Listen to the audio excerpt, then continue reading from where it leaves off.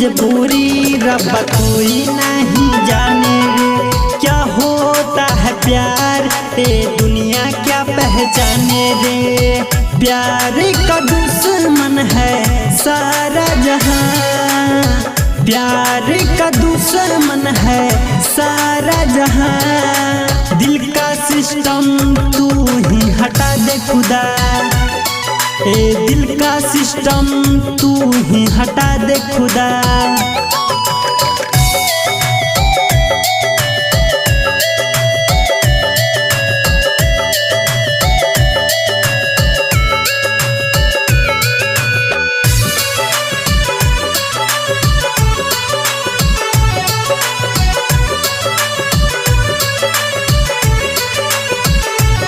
मोहब्बत का दुश्मन होते हैं अपने घर का।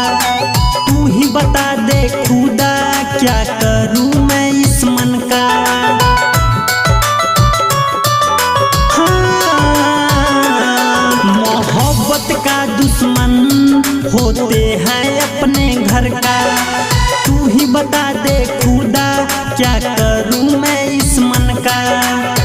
घुट घुट के जिया जिसने प्यार है किया, घुट घुट के जिया जिसने प्यार है किया। दिल का सिस्टम तू ही हटा दे खुदा, ए दिल का सिस्टम तू ही हटा दे खुदा।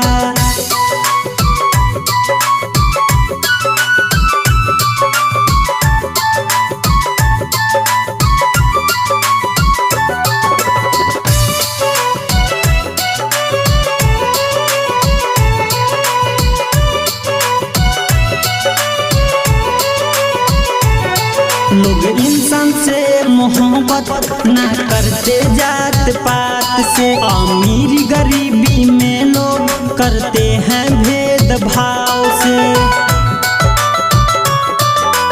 हाँ, लोग इंसान से मोहब्बत ना करते जात पात से।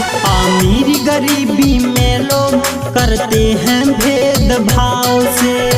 विजय बजरंगी कहे क्या है खता, विजय बजरंगी कहे क्या है खता। दिल का सिस्टम तू ही हटा दे खुदा, ए दिल का सिस्टम तू ही हटा दे खुदा।